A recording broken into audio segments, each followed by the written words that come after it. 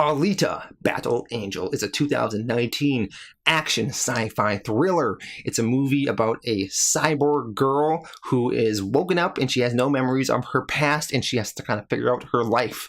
It is based on a Japanese manga, and this one is very similar to lots of other movies. It's kind of like a combination of Ghost in the Shell, Real Steel, that like cyborg boxing movie, Blade Runner, because you got these like these really cyberpunky landscape set in the future. Reminds me a lot of ELYSIUM, that Matt Damon movie where everyone wants to go to this place in the sky called ELYSIUM that is like super fantastic.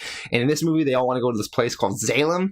It reminds me a lot of the movie Rollerball and Speed Racer, because in the movie there's this thing called Motorball, and it's like all these cyborgs and they run around this track trying to get this ball, and there's some point system and it's really violent and there's cyborgs in it. So that was pretty cool. And it's like you took all these other movies and you merged it with the visual perfection of Avatar and this really cool 3D stuff, right? This movie's directed by Robert Rodriguez, who did movies such as Sin City, Machete, Desperado. So all these kind of like hyper-violent, action-oriented movies. But really, this movie is like produced and written by James Cameron, who did Avatar, which was known for its 3D. It's one of the movies that did 3D really good and really pioneered and brought 3D to the mainstream and made 3D a thing that you had to see. And they are apparently using lots of James Cameron's sort of technology and expertise in this movie. And apparently, James Cameron bought the rights to Alita back in the year 2000, and he's wanted to make this movie for like 19 years, but he kept putting it off. He never had the time. So eventually he got Robert Rodriguez to direct it, but really it's Robert Rodriguez directing under the close supervision of James Cameron, and you can really sense James Cameron's presence in this movie and the visual flair he brings to it. Now let's talk about the cast in this movie. Our lead actress who plays Alita is this girl, Rosa Salazar, who was a secondary player in the Maze Runner franchise of movies. And in this film, she is sort of graduating to be a lead actress, and she holds her own. She does a good job. Now, a lot of her role is kind of CGI'd, but you got to give her credit because the way she does her facial expressions are really good, and the way she plays the character, I thought was really fantastic. Now, we also have Christoph Waltz as this guy, Dr. Ito, and he is like this cyborg doctor who is sort of like a father figure to Alita, and he sort of fixes her and houses her in his home. And Christoph Waltz is a fantastic actor. I thought he was pretty fun in this as like this cyborg doctor that cares for all these people, but he's also like this hunter character, and he goes and hunts other cyborgs. So yeah, he was pretty cool in this. Jennifer Connelly is in this movie as this sort of ex-wife of Dr. Ito, and she has like this gem on her forehead because she is from that fancy city in the sky where everyone, I guess, wears that gem in their forehead.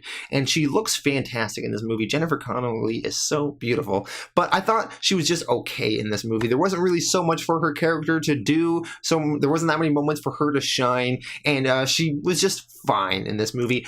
Mahershala Ali is in this movie, and he is sort of this bad guy Vector, and when he wears these sunglasses, I couldn't help picturing Wesley Snipes in the movie Blade. They just looked so similar. And Mahershala Ali was okay. He had some fine moments in this. I wouldn't say it blew my mind or anything, but he was fine in this. Now, the love interest in this movie is played by this guy, Keean Johnson. I don't recognize this guy from anything else.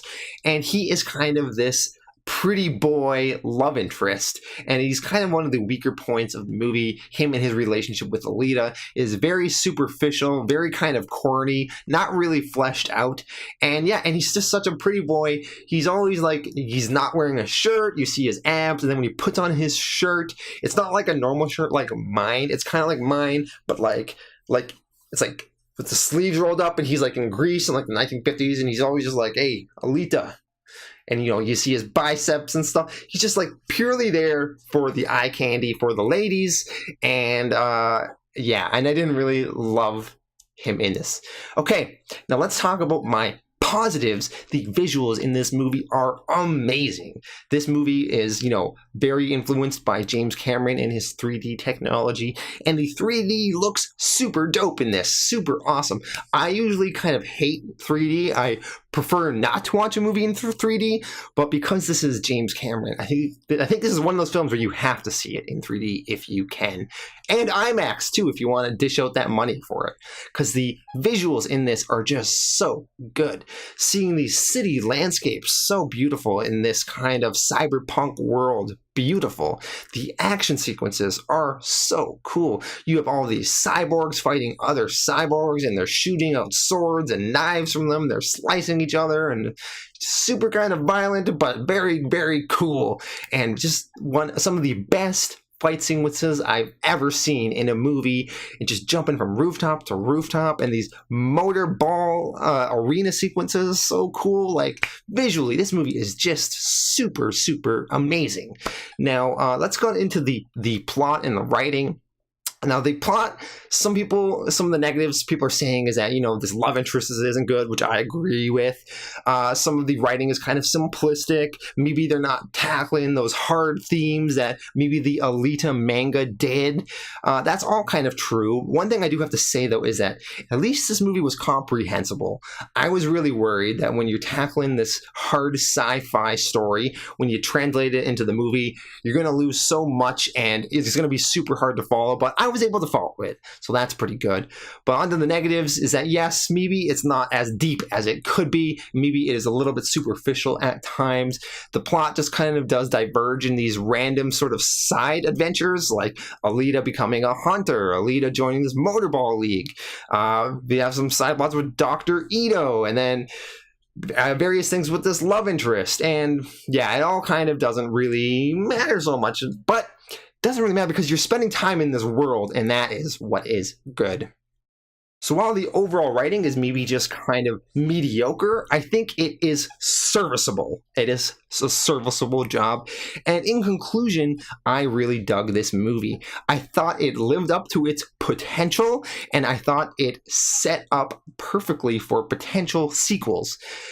I felt like I did get some resolution in this movie, but there is some lingering plot threads that still should be explored in future movies, and I am excited to explore them. So I know some critics are kind of mixed on this, but I really loved it. I think some of the mediocreness of the overall writing, you can forgive that because of the amazing visual flair this movie has and the style it has, and seeing some of these beautiful landscapes and amazing action sequences that you gotta see this one in theaters. It is just so cool to see. I'm gonna give this one an 8.5 out of 10, and I recommend you don't wait for this to come on video. You see this in theaters because this is one of the best visual experiences you will ever sit through.